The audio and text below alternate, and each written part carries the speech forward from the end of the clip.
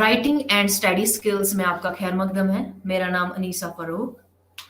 आज हम ब्लॉक 2 जिसमें हम आज यूनिट 3 और यूनिट 4 के बारे में जानेंगे।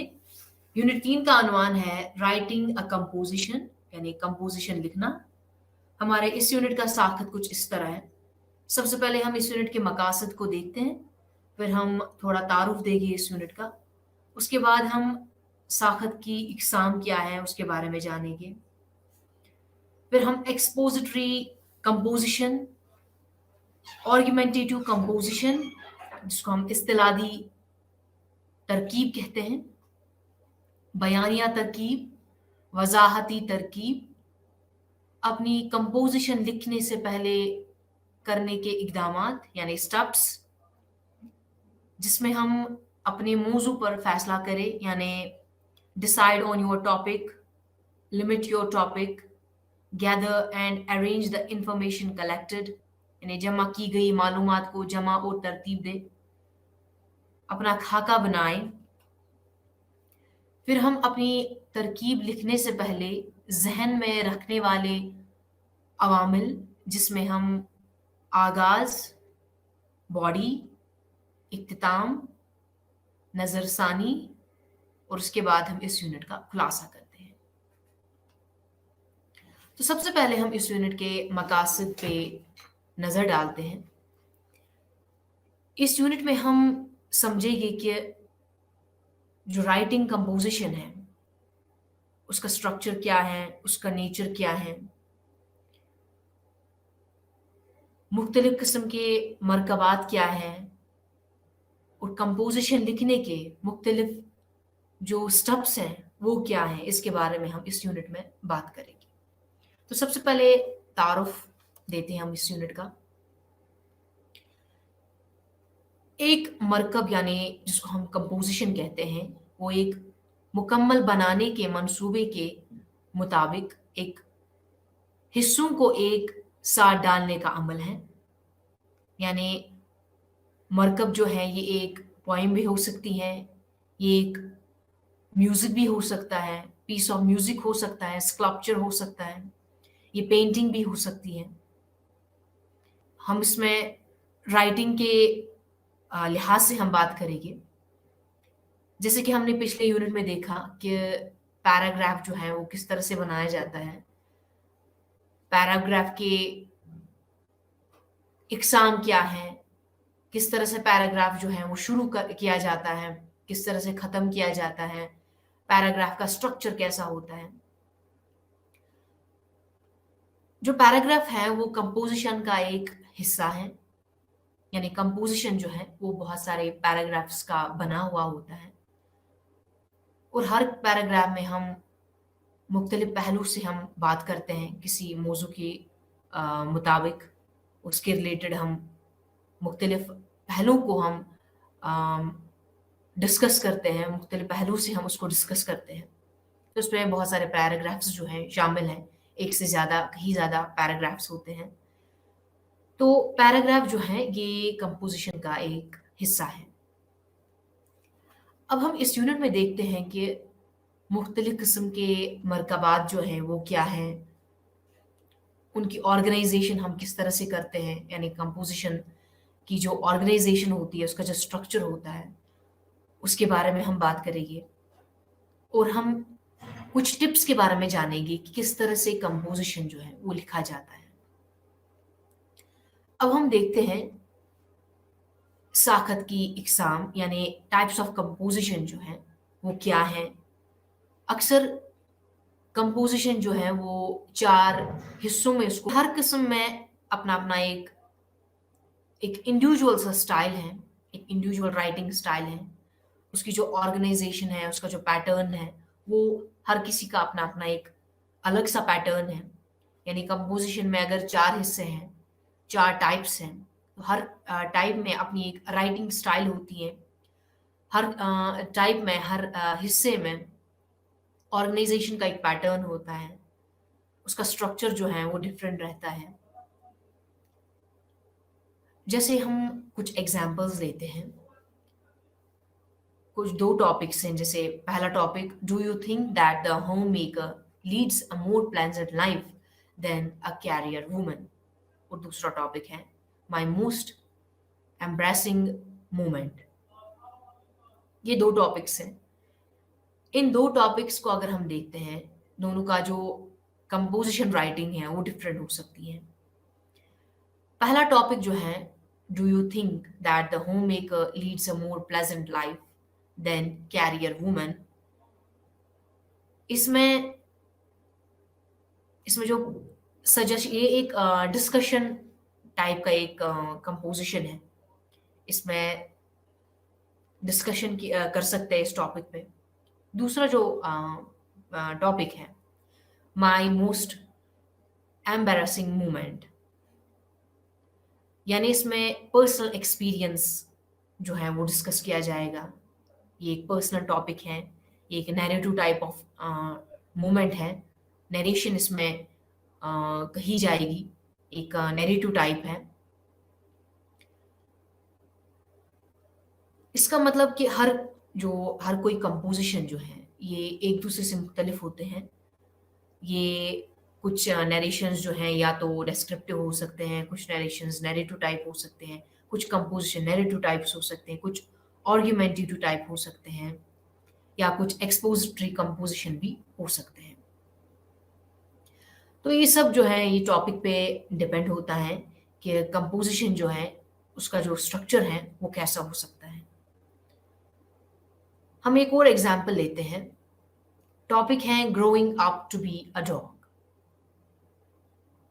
अगर आपसे कहा जाएगा कि इस मौजू पे आप एक कंपोजिशन लिखें, तो आपके पास बहुत सारे ऑप्शंस हैं। आप या तो अपने पेट डॉग के बारे में लिख सकते हैं, या तो आप उसके फैक्ट्स लिख सकते हैं, किस तरह से वो अ, बड़ा हो गया, उसके फैक्ट्स लिख सकते हैं, किस तरह से वो एडल्टहुड में ग्रो हो गया, जैसे कि पपी आपने लाया था वो किस तरह से ग्रो अप हो गया, उसके बारे में आप फैक्ट्स लिख सकते हैं।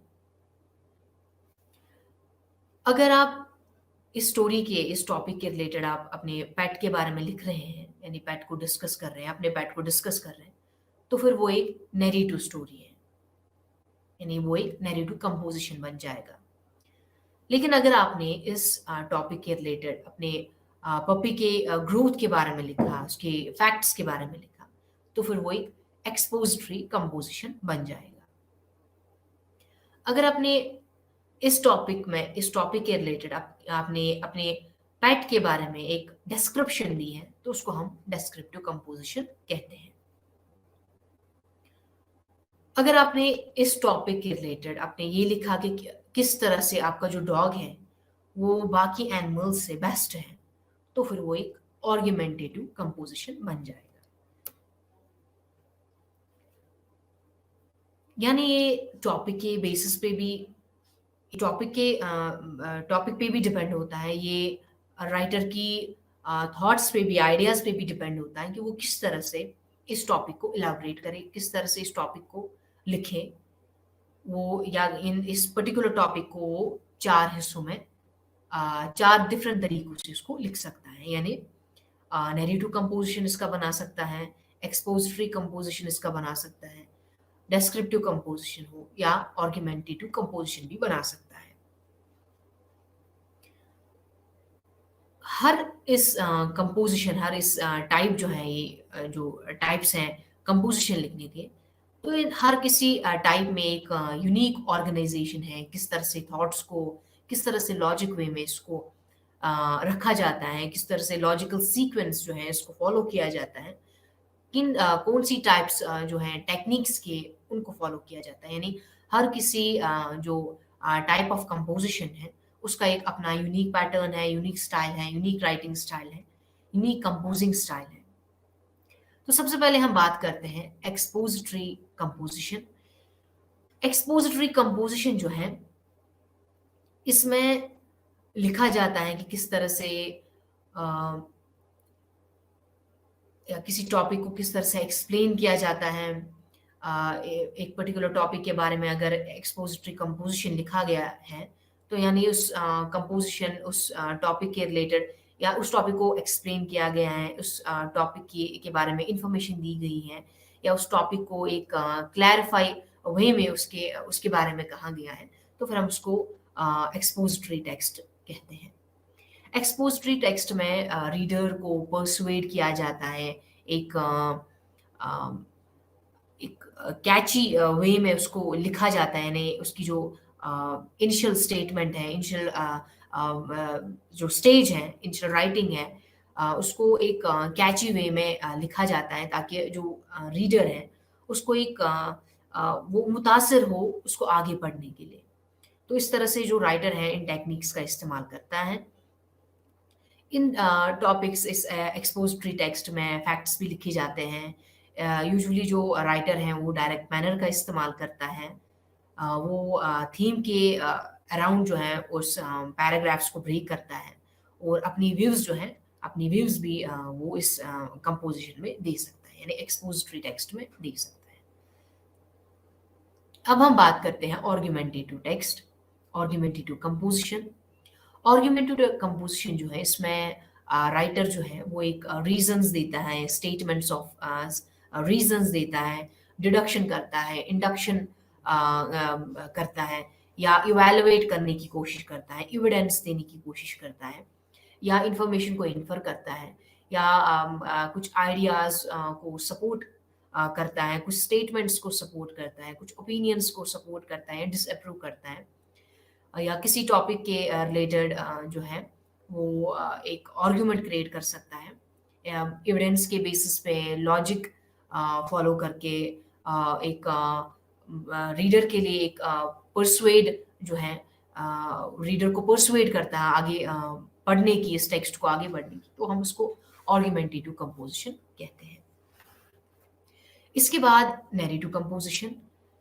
नैरेटिव कंपोजिशन में एक जो राइटर है वो एक्चुअल या इमेजिनेड इवेंट्स को डिस्कस करता है, या तो वो रियल इवेंट्स हो सकता है या तो वो इमेजिनेड इवेंट्स हो सकते हैं, तो उनको क्रिएट करता है, उनको लिखता है, उन इवेंट्स के बारे में लिखता है। और उन कंपोजिशन जो है इस कंपोजिशन में वो क्रोनोलॉजी इंक्लूड करता है, लेकिन ज़रूरी नहीं है कि नरेशन में क्रोनोलॉजी हो, ये एक सीक्वेंस फॉलो करे। इसमें डिस्क्रिप्शन भी होता है, इसमें राइटर जो है अपनी पॉइंट ऑफ व्यू भी एक्सप्लेन करता है। इसमें जो इस नैरेटिव कंपोजिशन में वर्ब्स यूजुअली इंक्लूड होते हैं। इसमें राइटर जो है बहुत ही प्रिसाइज रहता है, इसमें विविड इमेजिनेशन रहती है, इसमें जो रीडर के लिए काफ़ी कैची हो, रीडर को काफ़ी मुतासर करे पढ़ने के लिए, तो इस तरह से स्किल्स जो है राइटर इस्तेमाल करता है। यूजुअली इनकी एग्जांपल्स जो हैं वो शॉर्ट स्टोरीज हैं, तो शॉर्ट स्टोरीज जो है ये नैरेटिव कंपोजिशन की एग्जांपल्स हैं। अब हम बात करते हैं डिस्क्रिप्टिव कंपोजिशंस की। डिस्क्रिप्टिव कंपोजिशंस जो है इसमें राइटर एक पिक्चर प्रेजेंट करता है, या चाहे वो पिक्चर ऑब्जेक्ट की हो, चाहे वो पिक्चर किसी सीन की हो, या पर्सन की हो, सिचुएशन की हो, या वो अपने वर्ड्स के थ्रू, अपनी इमेजिनेशन के थ्रू इस किसी सिचुएशन को क्रिएट करता है, किसी सिचुएशन के बारे में एक डिटेल में लिखता है, या जो रीडर को अफेक्ट करे, रीडर के लिए काफ़ी अपीलिंग हो जाता है, उनकी सेंसेस के लिए काफ़ी अपीलिंग हो जाता है, उनकी इमेजिनेशन के लिए काफ़ी अपीलिंग होता है। एक एग्जाम्पल को देखते हैं किस तरह से डिस्क्रिप्टिव कंपोजिशन जो है उसको अ, उसकी जो उसका एग्जाम्पल है वो किस तरह से है, उसको किस तरह से लिखा जाता है, उसके एग्जाम्पल को हम देखते हैं। Before long, you are taken to your table in a well-decorated dining room. The room is quite large, the tables are round, and the chairs are made of dark wood. You can hear soft music, which is rather soothing. This adds to the atmosphere, and once a week they have someone playing the piano. इसमें किस तरह से writer जो है इस एक scene को किस तरह से प्रेजेंट करता है, इसकी पिक्चर क्रिएट करता है जो रीडर के लिए काफ़ी अपीलिंग हो जाता है कि वो अपने सेंसेस का यूज़ करे, अपनी इमेजिनेशन का यूज़ करे, एक क्लियर विविड वे में किस तरह से राइटर ने जो है एक्सप्लेन किया है, विविड में प्रिसाइज वे में इसको एक्सप्लेन करने की कोशिश की है। ये एक एग्ज़ाम्पल थी, एक रेस्टोरेंट या कैफ़े की एग्ज़ाम्पल थी। एक ब्रीफ रिव्यू था, जो एक न्यूज़पेपर से लिया गया है। अब हम देखते हैं steps to do before writing your composition, यानी कंपोज़िशन लिखने से पहले कौन से स्टेप्स को फ़ॉलो करना है, किस तरह से किन स्टेप्स को फ़ॉलो करना है, इसके बारे में हम जानेंगे।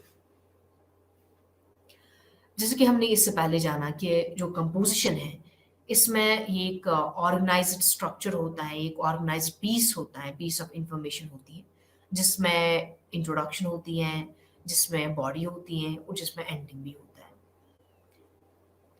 अब हम बात करेंगे कि कौन से स्टेप्स जो हैं, जो एक राइटर को फ़ॉलो करने चाहिए कि किस तरह से वो कंपोज़िशन लिखे, यानी कंपोज़िशन लिखने के क्या स्टेप्स हैं, उन स्टेप्स को क्या किस तरह से फ़ॉलो करें। सबसे पहले कि मटेरियल को ऑर्गेनाइज़ वे में रखना है, यानी अगर राइटर जो है उसने बहुत सारी इन्फॉर्मेशन को कलेक्ट कर दिया है, तो उस कलेक्टेड इन्फॉर्मेशन को ऑर्गेनाइज्ड वे में उसको प्रेज़ेंट करना है। उस मटेरियल को ऑर्गेनाइज़ करना है, उस मटेरियल को सीक्वेंस में उसको रखना है। उसके बाद सीक्वेंस में रखकर अपनी थॉट्स को भी ऑर्गेनाइज़ करना है, यानी उसको पेन डाउन करना है, उसकी जो जितनी भी इन्फॉर्मेशन उसने कलेक्ट की है, उसको ऑर्गेनाइज़ करना है। उसके बाद उसे अपनी आइडियाज़ को ऑर्गेनाइज़ वे में उसको प्रेज़ेंट करना है। फिर उसके बाद प्लान करना है कि किस तरह से इस कंपोज़िशन वो एक कंपोज़िशन लिखे इस पर्टिकुलर टॉपिक के रिलेटेड।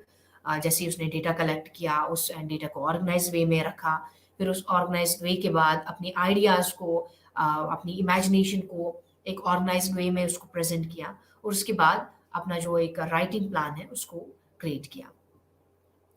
फिर लेकिन कुछ सवाल हैं, जैसे एक राइटर जो है इस डेटा कलेक्शन के बाद या अपनी जो थॉट्स हैं उसको ऑर्गेनाइज वे में रखने के बाद या प्लान करने के बाद जो है इमीडिएटली जो राइटर है वो नहीं लिखता है, बल्कि वो खुद से पहले सवाल करता है कि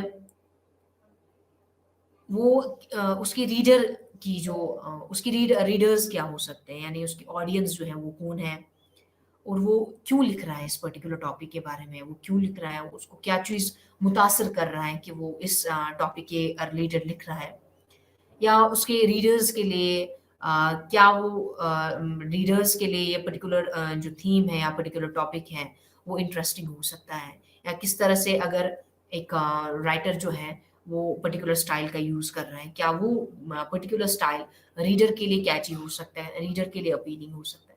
तो राइटिंग एक राइटर को लिखने से पहले इन सब सवालों का जवाब देना होता है। इन सब सवालों को दिमाग में रेज़ करना होता है, ये बहुत ही ज़रूरी है। फिर उसके बाद जो नेक्स्ट स्टेप है, वो है कि जो राइटर है, उसको बहुत ही इन्फॉर्मेशन हासिल करनी है इस पर्टिकुलर टॉपिक के रिलेटेड, या उसको ये पहले ही डिसाइड करना है वो कितने पैराग्राफ्स इस टॉपिक के रिलेटेड लिखेगा, वो कितना इलैबोरेट कर सकता है इस पर्टिकुलर टॉपिक को, कितनी जो इस थीम के अराउंड है, इस थीम के अराउंड कितने पर्सपेक्टिव्स को वो डिस्कस कर सकता है। ये एक राइटर के लिए बहुत ही ज़रूरी है। अब डिसाइड ऑन योर टॉपिक, यानी हम टॉपिक पे किस तरह से टॉपिक को किस तरह से डिसाइड करें, टॉपिक को किस तरह से चूज़ करें, वो बहुत ही ज़रूरी है एक राइटर के लिए टॉपिक को चूज़ करना। या तो 2 तरीके हो सकते हैं, या तो राइटर को एक लिस्ट दिया जा सकता है कि इन टॉपिक्स के बारे में वो किसी भी टॉपिक पे लिख सकता है, यानी उसको चॉइस हो सकती है। या जो राइटर है वो अपनी नॉलेज की बेसिस पे, अपनी चॉइस की बेसिस पे किसी भी टॉपिक को ले सकता है और उस पे लिख सकता है। अब कुछ सजेशंस हैं कि किस तरह से एक राइटर को लगे कि ये टॉपिक उसके लिए सही है, या ये टॉपिक उसके लिए बेहतर है कि वो इस पे लिखे, वो उस पे आगे जाके कितना लिखे, किस तरह से लिखे, तो राइटर किस तरह से डिसाइड करे। बहुत सारे तरीके हैं कि टॉपिक को चूज़ करने के बहुत सारे तरीके हैं। जैसे कि न्यूज़पेपर जो है, जितना हम न्यूज़पेपर पढ़े, जितने हम मैगज़ीन्स को पढ़े या टेलीविज़न को जितना टेलीविज़न प्रोग्राम्स को जितना हम देखें, उससे हमें रोज़मर्रा ज़िंदगी में जितनी इश्यूज़ हैं, जितनी डेली हैपनिंग है, कॉन्फ्लिक्ट्स हैं, प्रॉब्लम्स हैं, उसके बारे में पता चलती है। तो उनसे भी हमें इन्फॉर्मेशन हासिल हो सकती है। एक और तरीका है कि राइटर जो है वो अपने दोस्त के साथ डिस्कस कर सकता है, अपने कलीग के साथ डिस्कस कर सकता है या टीचर के साथ भी डिस्कस कर सकता है। उसको अपने इंटरेस्ट्स के बारे में बता सकता है, कुछ डिफरेंट व्यू पॉइंट्स के बारे में अपनी व्यू पॉइंट्स के बारे में बता सकते हैं या उनसे डिफरेंट व्यू पॉइंट्स हासिल कर सकता है। तो इससे भी उनकी इन्फॉर्मेशन जो है वो बढ़ सकती है। या हॉबीज़ जो हैं जैसे कि स्पोर्ट्स हैं, आर्ट हैं, ड्रामेटिक्स हैं या उनके बेसिस पे भी राइटर वो टॉपिक को चूज़ कर सकता है। या अगर कोई एकेडमिक असाइनमेंट है, यानी क्लास में कोई असाइनमेंट दिया गया है जिसमें आपको एक कंपोज़िशन राइट करना है, तो आप लाइब्रेरी जा सकते हैं, उस टॉपिक के बारे में आप डिसाइड कर सकते हैं, फिर लाइब्रेरी जा सकते हैं, इंटरनेट का इस्तेमाल कर सकते हैं, बुक्स का इस्तेमाल कर सकते हैं। तो बहुत सारे सोर्सेज़ से इन्फॉर्मेशन को कलेक्ट कर सकते हैं। अब बात करते हैं हम लिमिट योर टॉपिक, यानी हमें हमें चाहिए कि टॉपिक को यानी अपने जिस मौज़ू पे आप लिखना चाहते हैं, उस मौज़ू को जितना आप लिमिट करने की कोशिश करते हैं, वो ज़्यादा बेहतर रहता है।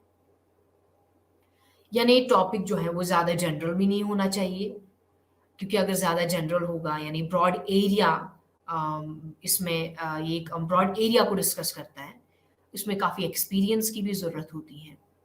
तो ये काफ़ी डिफ़िकल्ट हो जाता है राइटर के लिए इन सबको मैनेज करना, यानी पूरी जनरलाइज़ करना, जनरलाइज़्ड टॉपिक के बारे में लिखना, उस टॉपिक के बारे में हर किसी पहलू को डिस्कस करना, ये काफ़ी मुश्किल हो जाता है। तो फिर एक राइटर को चाहिए कि जितना वो लिमिट में उस टॉपिक के बारे में लिखे वो बेहतर रहता है, यानी अपना इस टॉपिक को अ, यानी नैरो वे में उसको लिखे, तो वो बहुत ही बेहतर रहता है। जिसके एग्ज़ाम्पल हैं surviving in the times of कोविड-19 या दूसरा एक टॉपिक है काइंडनेस टू द एनिमल्स या ड्रॉट कंडीशंस इन इंडिया। तो ये तीनों जो टॉपिक्स हैं, ब्रॉड टॉपिक्स हैं, इसमें काफ़ी एक्सपीरियंस, इसमें काफ़ी नॉलेज की भी ज़रूरत है। तो इनको क्या करना चाहिए इन टॉपिक्स को जितना हम लिमिट करने की कोशिश करें, नैरो करने की कोशिश करें, तो उतना जो है राइटर के लिए बेहतर रहता है। तो राइटर उन टॉपिक्स पे अगर वो नैरो डाउन करता है उस टॉपिक को, तो उसके लिए बहुत ही आसाइश हो जाती है कि उस टॉपिक को के बारे में लिखना, उस टॉपिक के हर पहलू को डिस्कस करना, वो काफ़ी ईज़ी रहता है। लेकिन राइटर को ये ख्याल भी करना चाहिए कि पैराग्राफ्स जो हैं, ओपनिंग पैराग्राफ कैसा होना चाहिए, मेन बॉडी में क्या शामिल करना है, जो एंड है कंपोज़िशन उसको किस तरह से एंड करना है, कंक्लूड किस तरह से करना है पैराग्राफ को, ये बहुत ही ज़रूरी है राइटर के लिए। जैसे कि आप तसव्वुर करें कि आपने इमेजिन किया है कि आपको एक एनिमल पे आपको एक कंपोज़िशन लिखना है। लेकिन एनिमल्स जो हैं, टॉपिक एनिमल्स, ये बहुत ही ब्रॉड टॉपिक है। यानी इसमें हर एस्पेक्ट आ जाएगा एनिमल का, हर काइंड आ जाएगा, हर डिफरेंट जो है किस्म आ जाएगा एनिमल का। लेकिन जो राइटर है वो हर टाइप को डिस्कस नहीं कर सकता, हर एस्पेक्ट को डिस्कस नहीं कर सकते। यानी एनिमल का हर कोई एस्पेक्ट को डिस्कस डिस्कस करना वो काफ़ी डिफ़िकल्ट होता है राइटर के लिए। यानी वो पूरा कवर नहीं कर सकता इस टॉपिक को। अब हम क्या करें इस ये टॉपिक है एनिमल्स इसको नैरो डाउन करते हैं यानी इसको और लिमिट करने की कोशिश करते हैं यानी वाइल्ड एनिमल्स। लेकिन अगर वाइल्ड एनिमल्स को देखते हैं ये भी बहुत ही ब्रॉड एरिया है। इसमें भी काफ़ी एक्सपीरियंस की ज़रूरत है, काफ़ी नॉलेज की ज़रूरत है क्योंकि वाइल्ड लाइफ में बहुत सारे वाइल्ड एनिमल्स आ जाते हैं। अब इसको और नैरो डाउन करते हैं, आ जाते हैं हम द बिग कैट्स। तो बिग कैट्स जो हैं ये भी खुद ब्रॉड जो है बहुत ही ब्रॉड टॉपिक है। इसमें कैट्स की हर टाइप को डिस्कस करना पड़ेगा, कैट्स की हर टाइप के बारे में लिखना पड़ेगा। इसी तरह से राइटर जो है उसको ये दिमाग में बहुत ज़्यादा इसको इस बारे में सोचने की बहुत ज़्यादा ज़रूरत है कि वो अपने टॉपिक को किस तरह से चूज़ करे, वो अपने टॉपिक को किस तरह से नैरो डाउन करे। ज़्यादा ब्रॉड भी नहीं होना चाहिए और ज़्यादा नैरो भी नहीं होना चाहिए कि राइटर जो है उस बारे में लिख ही नहीं सकेगा। तो बेहतर है कि जितना वो टॉपिक को लिमिट करने की कोशिश करता है, ज़्यादा ब्रॉड में उसको ना ले, बल्कि उस टॉपिक को काफ़ी नैरो डाउन करे, जो राइटर के लिए काफ़ी ईज़ी होगा कि उस टॉपिक के हर पहलू को डिस्कस करे, हर एस्पेक्ट को ले। या अगर हम किसी पर्टिकुलर एनिमल के बारे में, इसी एग्जांपल को लेते हैं, अगर हम किसी पर्टिकुलर एनिमल के बारे में लिखें या India's experience in saving a tiger, ये भी जो है ये भी लिमिटेड टॉपिक है। या व्हाइट टाइगर, इसमें अगर हम व्हाइट टाइगर को ले, खाली व्हाइट टाइगर के बारे में कंपोजिशन लिखें, वो काफ़ी ईज़ी रहेगा। इसमें जो है राइटर जो इसमें काफ़ी डिटेल्स दे सकता है इस व्हाइट टाइगर के बारे में। अगर व्हाइट टाइगर के बारे में लिख तो व्हाइट टाइगर के बारे में डिटेल में लिख सकता है, इसके एग्जाम्पल से इसको एक्सप्लेन कर सकता है, इसको इलस्ट्रेट कर सकता है। तो काफ़ी जो अम, सहूलियत रहती है एक राइटर के लिए। अब हम बात करते हैं gather and arrange information collected, यानी जो इंफॉर्मेशन हमने कलेक्ट की है उसको किस तरह से अरेंज करना है, उसको किस तरह से प्रेजेंट करना है। जैसे अगर जैसे हमने किसी कंपोजिशन के बारे में एक प्लान क्रिएट किया है, आपको इस टॉपिक के बारे में अपने आइडिया आपने सोचा है कि आप इस टॉपिक के बारे में लिख रहे हैं। तो जैसे ही आपने इसके बारे में सोचा तो सबसे नेक्स्ट स्टेप जो है वो है कि आपको इंफॉर्मेशन हासिल करना है। यानी आपको डिफरेंट डिफरेंट सोर्सेज जो है, डिफरेंट सोर्सेज से आपको इंफॉर्मेशन गैदर करना है। उस इंफॉर्मेशन को फिर एक ऑर्डर में उसको रखना है कि किस तरह से सबसे पहले उसकी बैकग्राउंड, उसकी बॉडी जो है वो इस टॉपिक की बॉडी क्या हो सकती है, उसका कंक्लूजन क्या हो सकता है, या किस तरह से आप उसको पैराग्राफ्स में ब्रेक करें, उसमें भी आप उसको ब्रेक डाउन कर सकते हैं, उस तरह से भी आप उसको अरेंज कर सकते हैं। लेकिन आपको सबसे पहले जैसे आपने इंफॉर्मेशन हासिल की है, आपको एक आउटलाइन बनाने की ज़रूरत होती है, जहाँ पर आप फैक्ट्स के बारे में लिखते हैं, आइडियाज़ के बारे में, ओपिनियंस, फीलिंग्स, इलस्ट्रेशन जो है आप पेपर पे उसको शॉर्ट में लिख सकते हैं और उनको एक सीक्वेंस में आप उसको अरेंज कर सकते हैं। यानी सबसे पहले आप किस बारे में बात करेंगे, नेक्स्ट पहलू चाहिए, तो एक राइटर को इन बातों का ध्यान भी रखना बहुत ही ज़रूरी है। और कौन-सी इन्फॉर्मेशन जो है वो वर्थव्हाइल है और कौन-सी इन्फॉर्मेशन वो वर्थलेस है, उसके बारे में उसका ख़्याल रखना भी एक राइटर के लिए बहुत ही ज़रूरी है। और किन इन्फॉर्मेशन को प्रेज़ेंट करना है, किन फैक्ट्स को आपको शामिल करना है और किन फैक्ट्स को आपको एक्सक्लूड करना है जो आपके लिए इस टॉपिक के लिए वर्थलेस है, उसको किस तरह से एक्सक्लूड करना है, वो एक राइटर को दिमाग में सबसे पहले इन बातों को दिमाग में रखने की ज़रूरत है। अब देखते हैं हम, जैसे कि आपने सोर्सेस का इस्तेमाल किया, सोर्सेस को इस्तेमाल करने के बाद अपनी इन्फॉर्मेशन जितनी भी हासिल की है, उसके बाद कौन-सी टिप्स हैं? उसके बाद आप यानी इम्पोर्टेंट वर्ड्स को अंडरलाइन करेंगे। जैसे आपने एक एब्स्ट्रैक्ट टाइप आपने या आउटलाइन उसको हम कहते हैं, अपने इस कंपोज़िशन के बारे में जो आप आउटलाइन बनाए हैं, आउटलाइन में देखना है कि कौन-कौन से कीवर्ड्स हैं, इम्पोर्टेंट वर्ड्स हैं, जो आप जिसको आप इलैबोरेट करना चाहते हैं, जिसके बारे में आप डिस्कस करना चाहते हैं, जिसको आप इलस्ट्रेट करना चाहते हैं। यानी कीवर्ड्स से आपका जो फ़ोकस है वो हटना नहीं चाहिए, वो काफ़ी ज़रूरी है, कीवर्ड्स का होना बहुत ही ज़रूरी है और उन्हीं कीवर्ड्स के लेकर उन्हीं कीवर्ड्स को लेकर आपको जो कंपोज़िशन है वो आगे लिखना है। उन्हीं कीवर्ड्स की मदद लेकर आपको कंपोज़िशन लिखना है। आपको आइडियाज़ को एक आइडियाज़ का ग्रुप बनाना है, यानी ग्रुपिंग करनी है आइडियाज़ की या इन्फॉर्मेशन की ग्रुपिंग करनी है। यानी कौन-सी इन्फॉर्मेशन किस ग्रुप में शामिल हो जाएगी और कौन-सी इन्फॉर्मेशन किस ग्रुप में शामिल होगी या देखना है कि जो है कौन-सी इन्फॉर्मेशन आप इंट्रोडक्शन पार्ट में रख सकते हैं, कौन-सी इन्फॉर्मेशन आप मेन बॉडी में रख सकते हैं या कौन-सी इन्फॉर्मेशन आप कंक्लूजन में आप इस्तेमाल कर सकते हैं। एक लॉजिकल फ्लो रहता है, उस इन्फॉर्मेशन को आप लॉजिकली जो है सीक्वेंशियल वे में उसको प्रेज़ेंट करना है। यानी जिस तरह जैसे हमने पिछली क्लास में क्लास में यूनिट में हमने डिस्कस कर दिया कि किस तरह से लॉजिकल ऑर्डर जो है वो पैराग्राफ में कितना ज़रूरी है, जैसे कि spatial sequence, chronological sequence, cause and effect भी हो सकता है। इन्फॉर्मेशन को हम डिक्रीजिंग ऑर्डर में भी उसको प्रेज़ेंट कर सकते हैं या इन्फॉर्मेशन को हम इंक्रीजिंग ऑर्डर में भी हम प्रेज़ेंट कर सकते हैं। अब आ जाते हैं हम कंस्ट्रक्ट योर आउटलाइन। अब हमें आउटलाइन जो है वो किस तरह से बनानी है। आउटलाइन जो है ये एक लास्ट फाइनल स्टेप आ जाता है। प्री राइटिंग स्टेज का एक फाइनल स्टेप है। यानी राइटिंग से पहले जो हम जितने भी स्टेप्स को हम फॉलो करते हैं, वो उसके बाद जो फाइनल स्टेप है, उनमें से फाइनल स्टेप जो है वो आउटलाइन है। तो आउटलाइन को किस तरह से बनाएँ? आउटलाइन एक रोड मैप की तरह होता है, जो हमें मदद देता है कि हमें किस तरह से पाथ के थ्रू हमें जाना है, किस तरह से हमें अपनी डेस्टिनेशन तक पहुँचना है। बगैर अपना टाइम ज़ाया किए हुए, तो हमें किस तरह से एक पर्टिकुलर डेस्टिनेशन तक पहुँचना है, तो रोड मैप हमें काफ़ी मदद करता है। इसी तरह जो आउटलाइन है, ये रोड मैप की तरह होता है, जो हमें अपनी डेस्टिनेशन तक पहुँचाता है। एक सही रास्ते को चुनकर हमें अपनी मंज़िल तक पहुँचाता है।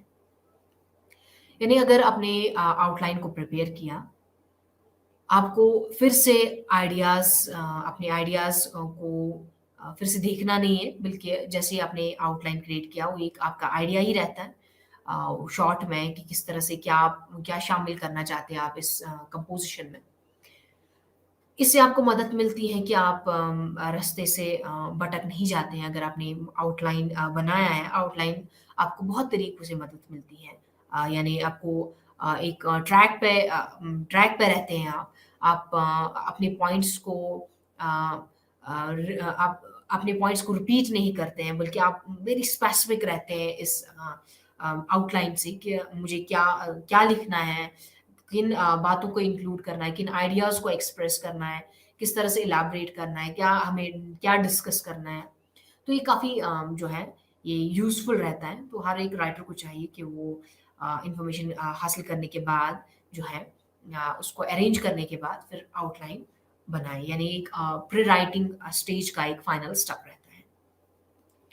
लेकिन आउटलाइन में भी बॉडी इंट्रोडक्शन पार्ट रहता है, यानी सबसे पहला जो हिस्सा है वो इंट्रोडक्शन है। उसके बाद आउटलाइन में नेक्स्ट स्टेप जो है वो बॉडी रहती है और तीसरा स्टेप जो है आउटलाइन का वो कंक्लूजन रहता है, यानी जिसमें जो राइटर किस तरह से इस टॉपिक को कंक्लूड करे, किस तरह से इसको समराइज़ करे, वो सब कंक्लूजन पार्ट में आ जाता है। अब हम बात करते हैं factors to keep in mind before writing your composition. वो वाले स्टेप्स जिन्हें हमें दिमाग में रखने की ज़रूरत है, यानी राइटिंग से पहले किन बातों का हमें ख़्याल रखना है, उन फैक्टर्स के बारे में पढ़ेंगे।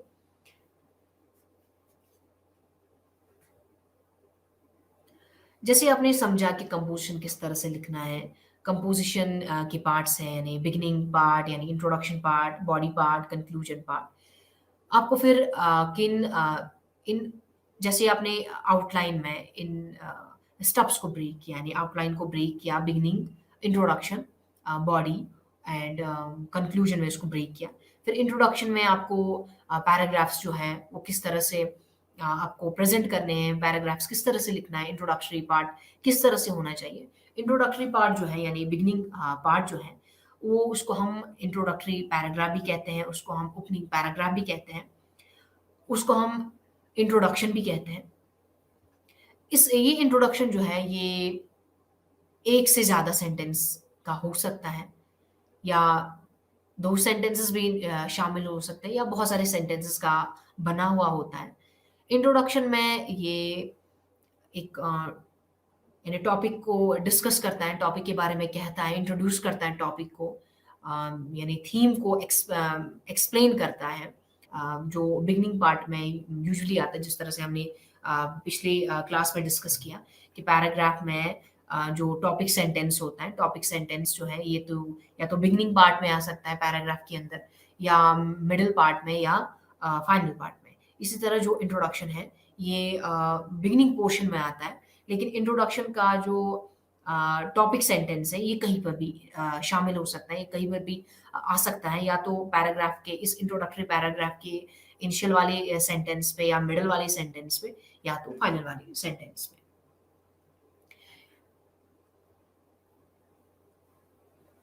यूजुअली जो है जो इंट्रोडक्शन है ये ओपनिंग सेंटेंस में ही इंट्रोडक्शन पार्ट जो है ये पहले ही स्टेप पे कंपोजिशन के पहले पैराग्राफ में शामिल होता है। यूजुअली अगर हम टाइटल को देखते भी नहीं है, लेकिन इंट्रोडक्शन वाले पार्ट को जब रीडर पढ़ते हैं, तो इंट्रोडक्शन से ही पता चलती है कि जो मेन थीम है इस टॉपिक की वो किस तरह से डिस्कस होगी आगे जाके, वो क्या है, वो किस तरह से जो है वो ऑर्गेनाइज किस तरह से किस मैनर में उसको एक्सप्लेन किया जाएगा आगे जाके। यानी इंट्रोडक्शन से ही पता चलती है कि जो आगे वाला पोर्शन जो है वो क्या हो सकता है, उसका जो वो किस बारे में वो एक्चुअली डिस्कस किया जा रहा है, वो इंट्रोडक्शन से ही पता चलती है। यानी जो कंपोजिशन का रेस्ट वाला पार्ट है वो इंट्रोडक्शन से ही पता चलती है। इंट्रोडक्शन में एक राइटर जो है वो अपनी स्किल्स का इस तरह से इस्तेमाल करता है कि रीडर्स में क्यूरियोसिटी डेवलप हो जाती है, रीडर्स में इंटरेस्ट डेवलप हो जाता है कि वो इस कंपोजिशन को आगे भी पढ़े। यूजुअली जो है इंट्रोडक्शन पार्ट जो है ये इसमें फैक्चुअल सेंटेंसेस होते हैं, इसमें शॉर्ट सेंटेंसेस में इस इंट्रोडक्शन पार्ट को लिखा जाता है। अब हम बात करते हैं बॉडी की, यानी जो कंपोजिशन की जो बॉडी है वो किस तरह से होनी चाहिए। जैसे ओपनिंग पैराग्राफ जो है यानी इंट्रोडक्शन पैराग्राफ जो है उसका जो जैसे उसको एंड किया गया है, उसका जो कंक्लूड किया गया है उस इंट्रोडक्टरी पैराग्राफ को, फिर उसी की मदद लेकर नेक्स्ट पैराग्राफ जो है बॉडी जो है उसको बनाई जाती है। यानी मेन थीम जो है अ, उसी तरह उसको डिस्कस किया जाता है जिस तरह से इंट्रोडक्टरी पार्ट में कुछ टॉपिक सेंटेंसेस जो होगा इंट्रोडक्टरी पार्ट के अंदर, उसी टॉपिक सेंटेंस को आगे लेकर यानी नेक्स्ट पैराग्राफ में भी उसको डिस्कस किया जाता है, लेकिन उसको डिफरेंट पर्सपेक्टिव में डिफरेंट एस्पेक्ट को लेकर उसे डिस्कस किया जाता है। इसमें साइन पोस्टर्स का राइटर जो है वो साइन पोस्टर्स का इस्तेमाल करता है, वो साइन पोस्टर्स को फॉलो करता है। वो रीडर भी जो साइन पोस्टर्स की मदद लेकर जो है वो इस कंपोज़िशन को पढ़ता है, इस कंपोज़िशन को अंडरस्टैंड करने की कोशिश करता है। और साइन पोस्टर्स क्या होते हैं? तो वर्ड्स भी हो सकते हैं, फ्रेजेस भी हो सकते हैं, जो एक सीक्वेंशियल वे में राइटर को मदद करता है कि कंपोज़िशन को लिखने के लिए मदद करता है या पर्टिकुलर थीम को डिस्कस करने में मदद करता है।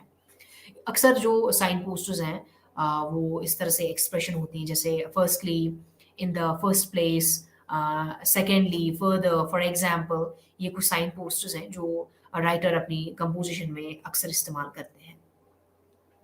अब हम देखते हैं रेपिटिशन। रेपिटिशन जो है वो पैराग्राफ के यानी जो नेक्स्ट पैराग्राफ का जो बिगिनिंग वाला पोर्शन है, उसमें देखने को मिलते हैं यानी उनमें उन कीवर्ड्स को रिपीटेड मैनर में देखा जाता है या उन फ्रेजेस को, वर्ड्स को रिपीटेड वे में उनको देखा जा सकता है। यानी नेक्स्ट पैराग्राफ जो है उनको पहले वाले जो कीवर्ड्स हैं इंट्रोडक्टरी पार्ट की जो कीवर्ड्स हैं या जो नेक्स्ट कमिंग पैराग्राफ्स हैं उनसे उनकी जो मेन थीम है, उनकी जो टॉपिक सेंटेंसेस हैं, उसको लेकर जो है वो टॉपिक सेंटेंसेस रिपीट हो सकते हैं, लेकिन डिफरेंट पर्सपेक्टिव्स को लेकर यानी डिफरेंट पर्सपेक्टिव से उसको एक्सप्लेन किया जाता है, उसको इलस्ट्रेट किया जाता है। या कभी-कभार जो है राइटर क्वेश्चन आंसर भी रेज़ करता है। क्वेश्चन यूजुअली जो है वो पैराग्राफ के एंड वाले पोर्शन में आते हैं या आंसर जो है उसका नेक्स्ट पैराग्राफ के फर्स्ट वाले पोर्शन में आ जाते हैं। उसके बाद प्रोनाउंस की बात करते हैं। जो राइटर्स हैं वो यूजुअली जो प्रोनाउंस का इस्तेमाल करते हैं वो हैं इट, वो हैं दिस, वो हैं that, these, those. In paragraphs का अक्सर इन प्रोनाउंस का अक्सर पैराग्राफ्स के अंदर इस्तेमाल करता है। या बहुत सारे लिंकिंग वर्ड्स होते हैं जो लॉजिकल जो है लॉजिकल रिलेशनशिप दिखाता है या लिंकिंग पैराग्राफ्स का काम करता है, पैराग्राफ्स को लिंक करने का काम करता है। वो कुछ वर्ड्स या फ्रेजेस या कुछ एक्सप्रेशंस वो इस तरह से हो सकते हैं। Therefore, however, but, consequently, so on, even so, on the other hand, for instance, इस तरह से हो सकते हैं। अब आ जाते हैं हम एंडिंग पे, यानी आखिरी वाला पोर्शन जो है इस कंपोजिशन का, वो किस तरह से होना चाहिए। आखिरी वाला पोर्शन में जो राइटर है वो समराइज करता है कि जो उसने कंपोजिशन में जितने पैराग्राफ्स में उसने जो भी डिस्कस किया है उसको सम अप करने की कोशिश करता है, उसको कंक्लूड करने की कोशिश करता है। यानी जितने भी पैराग्राफ्स में राइटर ने जितने भी पर्सपेक्टिव्स को एक्सप्लेन किया है, उन पर्सपेक्टिव को लिंक देने की कोशिश करता है, यानी टाई अप करने की कोशिश करता है। तो इस तरह से जो है कंपोजिशन के पार्ट्स होते हैं, इंट्रोडक्शन, बॉडी और एंडिंग। अब हम आते हैं रिवीजन पे। रिवीजन में यानी जितना राइटर जो है, जितना रिवीजन वो करेगा, यानी जैसे उसने किसी पर्टिकुलर टॉपिक के बारे में लिखा है, अब उस टॉपिक के बारे में लिखने के बाद वो जितना उसको रिवीजन करेगा, जितने उसको फिर से पढ़ने की कोशिश करता है, तो उतनी जो माइनर मिस्टेक्स हैं वो जो है वो खत्म हो जाती है। यानी ग्रामेटिकल एरर्स जो हैं या स्पेलिंग एरर्स हो, ग्रामेटिकल एरर्स हो, पंक्चुएशन मार्क्स जो हैं, अ, वो इसमें जो वो ख़त्म हो जाती हैं। यानी वो आहिस्ता-आहिस्ता जब वो इस टॉपिक को पढ़ता है, बार-बार उसको पढ़ने की कोशिश करता है, तो ये एरर्स जो हैं ये रिड्यूस हो जाते हैं।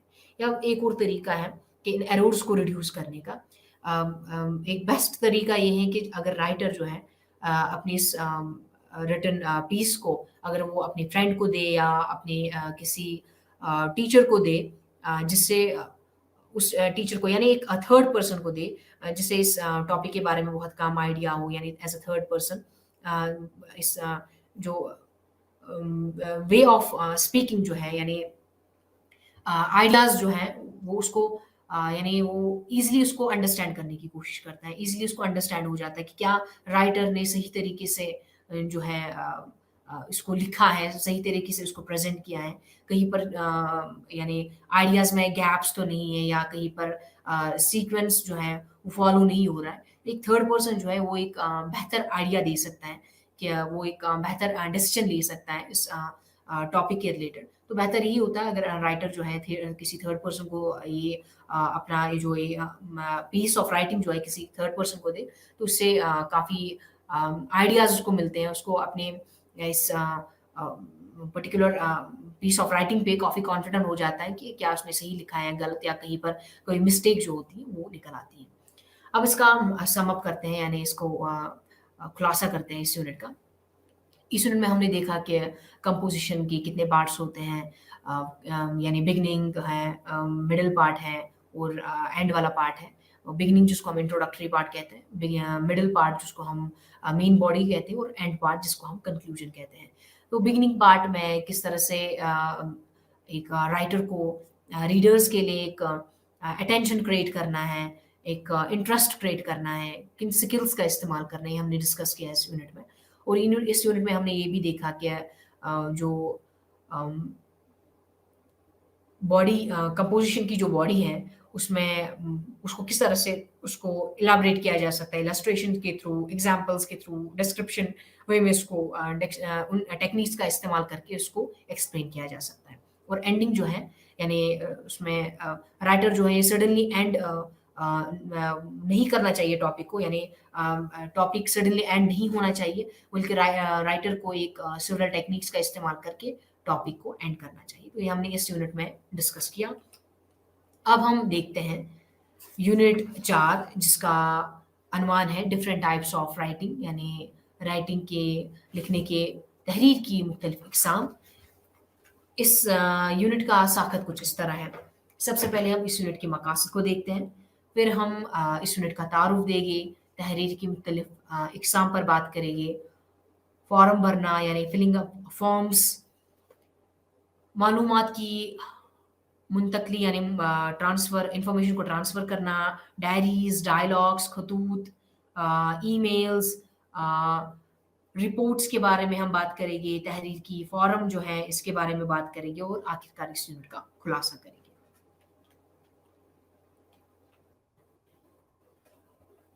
सबसे पहले हम इस यूनिट के मकासद को देखते हैं।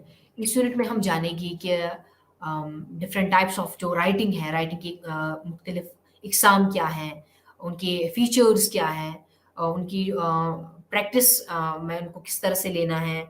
और जब हम डिफरेंट टाइप्स ऑफ टेक्स्ट के बारे में पढ़ेंगे, उनकी प्रैक्टिस हमें किस तरह से करना है, ये हम जानेंगे। और डिफरेंट स्टाइल क्या होता है, हर राइटिंग का अपना एक स्टाइल होता है, अपनी एक यूनिक वे ऑफ राइटिंग होती है हर टाइप ऑफ राइटिंग में, तो उसके बारे में हम जानेंगे। तो इंट्रोडक्शन हम देखते हैं यानी तारुफ हम इस यूनिट का देते हैं। जैसे कि हमने इस पिछले यूनिट में हमने डिस्कस किया कि कंपोज़िशन क्या होता है, कंपोज़िशन को किस तरह से लिखा जाता है। राइटिंग को हमने जनरल वे में देखा, अब हम देखते हैं कि डिफरेंट टाइप्स ऑफ आते हैं। रोज़मर्रा ज़िंदगी में हम इसका कितना इस्तेमाल है, हमें किन स्टेप्स को हम फॉलो करते हैं या हमें किन स्टेप्स को फॉलो करना है, इनका स्ट्रक्चर क्या होता है, इसका कंटेंट जो है वो क्या होता है, लैंग्वेज का यूज़ किस तरह से मुख्तलिफ होता है। इसके बारे में हम जानेंगे। एक ओल्ड एक सेइंग है, the more you right the better you will be, the more you right the better you will write. जितना आप लिखेंगे उतनी आपकी राइटिंग में इम्प्रूवमेंट आ जाएगी, यानी जितना आप लिखने की कोशिश करेंगे, बार बार लिखने की कोशिश करेंगे, आपकी जो राइटिंग है वो इम्प्रूव हो जाएगी। अब हम देखते हैं तहरीर की मुख्तलिफ इकसाम यानी डिफरेंट टाइप्स ऑफ राइटिंग जो है वो क्या है। राइटिंग की बहुत सारी टाइप्स हैं। एक तो अम, डायरी राइटिंग है, कन्वर्सेशन राइटिंग है, डायलॉग राइटिंग है, ईमेल राइटिंग है, लेटर राइटिंग है, रिपोर्ट राइटिंग है। अगर हम इनको ब्रॉड वे में अगर उनको हम देखें, राइटिंग की 2 किस्में हैं। एक तो ट्रेडिशनल राइटिंग है, दूसरा नॉन ट्रेडिशनल राइटिंग है। तो इन राइटिंग्स के बारे में अब हम इस यूनिट में डिस्कस करेंगे। अब हम बात करते हैं फिलिंग ऑफ फॉर्म्स, यानी फॉर्म्स को किस तरह से भरना है। ये एक किस्म की राइटिंग है। ये एक कॉमन एक्टिविटी है जो हम रोज़मर्रा ज़िंदगी में इसका हम इस्तेमाल करते हैं। चाहे हमें स्कूल में एडमिशन लेना हो या कॉलेज में एडमिशन लेना हो या ट्रेन में रिज़र्वेशन के लिए हमें फॉर्म फिल करना है या जो टिकट की बुकिंग करने के लिए हमें फॉर्म का इस्तेमाल करना है, फ्लाइट टिकट या कैंसल करने के लिए हमें फॉर्म को फिल करना है, चाहे हमें बैंक अकाउंट खोलना हो या बंद करना हो, उसके लिए भी हमें फॉर्म को फिल करना पड़ता है, जिसमें हमें डिटेल इन्फॉर्मेशन देनी पड़ती है, एक स्पेसिफिक वे में अपनी इन्फॉर्मेशन देनी पड़ती है। और ये बहुत ही इम्पोर्टेंट एक्टिविटी है जिसको हम रोज़मर्रा ज़िंदगी में अक्सर इसको हम इस्तेमाल करते हैं, देखने को मिलता है और हम इसको डे टू डे लाइफ में बहुत ज़्यादा इस्तेमाल करते हैं। अब इसके साइलेंट फीचर्स क्या हैं, यानी ख़ुसूसियात क्या हैं, इस फिलिंग ऑफ फॉर्म्स की ख़ुसूसियात क्या हैं? ये भी एक टाइप ऑफ राइटिंग है, तो इसकी ख़ुसूसियात क्या हैं? इसमें जो इन्फॉर्मेशन होती है, इसमें इन्फॉर्मेशन जो लिखी जाती है, ये बहुत ही शॉर्ट वे में लिखी जाती हैं, इसमें फैक्चुअल इन्फॉर्मेशन लिखी जाती हैं। 2 या 3 वर्ड्स के अलावा इन्फॉर्मेशन लिखी नहीं जाती है। यानी 2 या 3 फ्रेज़ का इस्तेमाल करते हैं इसमें, या जैसे एड्रेस लिखना हो अपने उस एड्रेस को हमें देना है, 2 या 3 फ्रेज़ में उसको हम कंप्लीट करते हैं, या अपनी इन्फॉर्मेशन देनी हो कि नाम, पता, ऐज, उम्र क्या है, वो हम शॉर्ट में उसको हम लिखते हैं। यूजुअली हम ऑनलाइन फॉर्म्स का ज़्यादा इस्तेमाल करते हैं। अब हम बात करते हैं इन्फॉर्मेशन ट्रांसफ़र, यानी किस तरह से हम इन्फॉर्मेशन को ट्रांसफ़र करते हैं।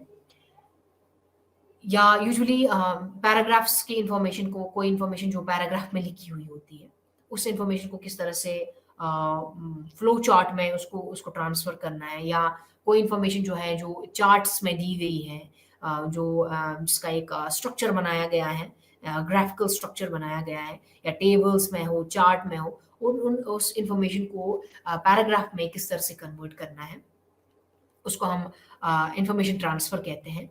या हम कह सकते हैं कि हम नॉन वर्बल स्किल्स को वर्बल स्किल्स में किस तरह से ट्रांसफ़र करते हैं।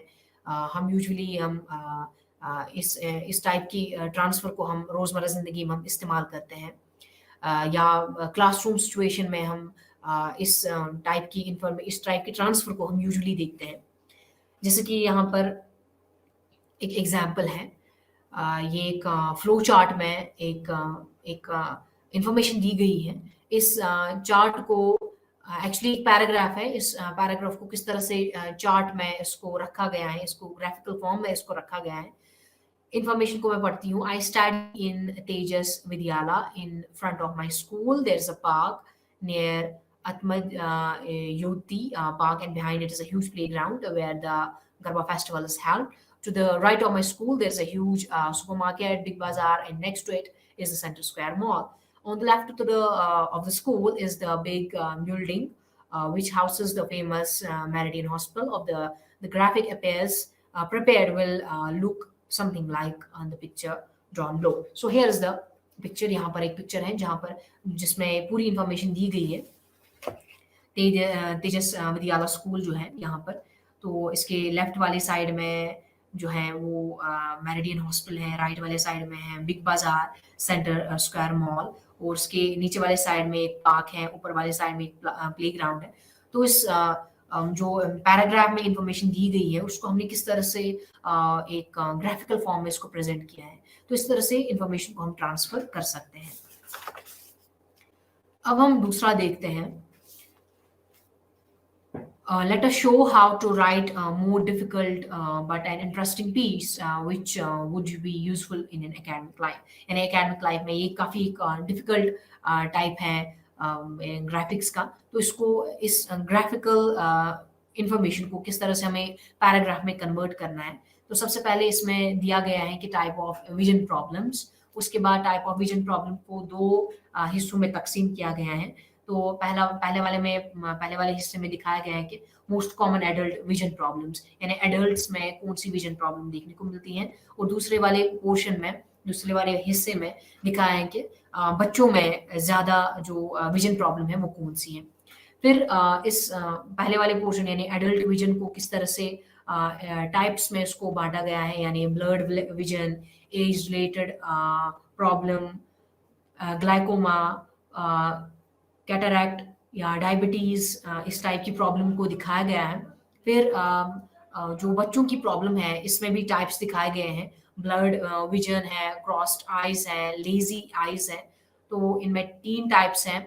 बच्चों की प्रॉब्लम में 3 टाइप्स को दिखाया गया है और एडल्ट की प्रॉब्लम में 5 टाइप्स को दिखाया गया है। फिर ब्लर्ड विजन को एक्सप्लेन किया गया है। ब्लर्ड विजन को हम रिफ्रैक्टिव एरर भी कहते हैं। फिर ब्लर्ड विजन को 4 हिस्सों में तकसीम किया गया है, यानी मायोपिया, हाइपरोमिया, प्रेसबायोपिया, फिर एस्टिमेटिज्म। इसको फिर इन टाइप्स को फिर से इलैबोरेट किया गया है कि मायोपिया किसको कहते हैं, हाइपरोमिया किसको कहते हैं, प्रेसबायोपिया किसको कहते हैं, एस्टिग्मेटिज्म किसको कहते हैं। इनकी पूरी डिटेल दी गई है। अब इस इंफॉर्मेशन को जो ग्राफिकल फॉर्म में यहाँ पर प्रेजेंट है इसको हमें पैराग्राफ में इसको चेंज करना है। तो सबसे पहले हम क्या करते हैं, तो फर्स्ट पहली स्टेटमेंट को अगर हम देखते हैं, यानी पहला जो टॉपिक है, पहली स्टेटमेंट है vision problem are of 2 major categories, यानी विजन प्रॉब्लम को 2 कैटेगरीज में बांटा गया है। उनका नाम दिया गया है कॉमन एडल्ट प्रॉब्लम और बच्चों की यानी चाइल्डहुड प्रॉब्लम जो है उसको इलैबोरेट करना है। या आप सबसे पहले टॉपिक को लेते हैं, उस टॉपिक को ब्रेक डाउन करते हैं।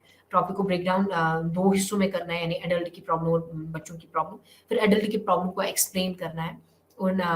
फिर बच्चों एडल्ट की प्रॉब्लम को एक्सप्लेन करके उनके टाइप्स बताने कि एडल्ट की प्रॉब्लम्स में कौन-कौन से टाइप्स हैं। फिर उसके बाद बच्चों की प्रॉब्लम को डिस्कस करना है। फिर बच्चों की जो प्रॉब्लम है देखने को मिलती हैं उनमें कौन-कौन से टाइप्स हैं अक्सर जो बच्चों में देखने को मिलती हैं, तो उसको इलैबोरेट करना है। फिर उसके बाद एक कॉमन पर्सपेक्टिव डिफाइन करना है कि ब्लड विजन जो है वो क्या है। फिर ब्लड विजन में आपको टाइप्स जो हैं वो लिखने हैं। फिर उन टाइप्स को इलैबोरेट करना है, यानी मायोपिया, हाइपरोमिया, उनको इलैबोरेट करना है। इस तरह से आप इस पे कंपोजिशन लिख सकते हैं। इस इंफॉर्मेशन को जो ग्राफिकल इंफॉर्मेशन है उसको आप पैराग्राफ में उसको चेंज कर सकते हैं। अब हम आ जाते हैं डायरी राइटिंग, यानी डायरीज को किस तरह से लिखा जाता है।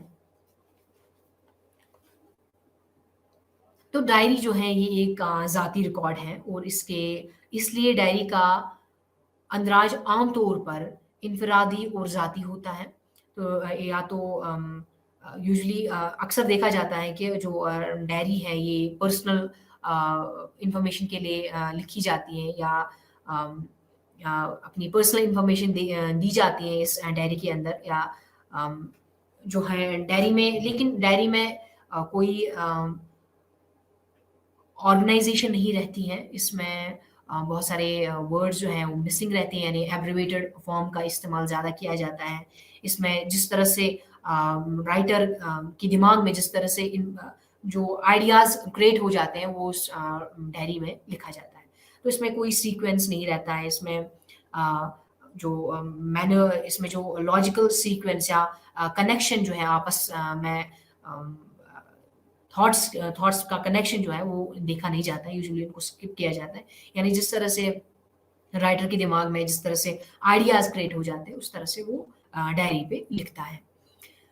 तो डायरी में अक्सर इनकम्प्लीट सेंटेंस रहते हैं, यानी फुल सेंटेंसेस में जो राइटर है उन फुल सेंटेंसेस में बात नहीं करता है, बल्कि हाफ ऑफ सेंटेंसेस में बात करता है, या काफ़ी एम्बिग्यूटी रहती है इस डायरी राइटिंग के अंदर, या जो थॉट्स हैं वो आपस में डिस्कनेक्ट होते हैं। तो सबसे पहले इसको देखते हैं पहले टास्क को। ये शाइलाज़ की डायरी से लिया गया है एक पेज। अब आपको क्या करना है कि आपको इस डायरी राइटिंग को पैराग्राफ में इसको कन्वर्ट करना है। यानी आप देख सकते हैं कि किस तरह से शाइला ने अपनी डायरी राइटिंग की है, किस तरह से शॉर्ट वे में इसको लिखा है। यानी woke up at 7, mom not at home, granny says gone to the hospital, worried, dad comes home at 8, leaves me at school. I want to go to the hospital. Dad says no. Evening, dad picks me up from school. All smiles. We go straight to the hospital. How nice to see mom. Oh, baby brother. So soft, cuddly, like a doll. I will call him Jojo. I am Aka now, today. Happiest day of my life.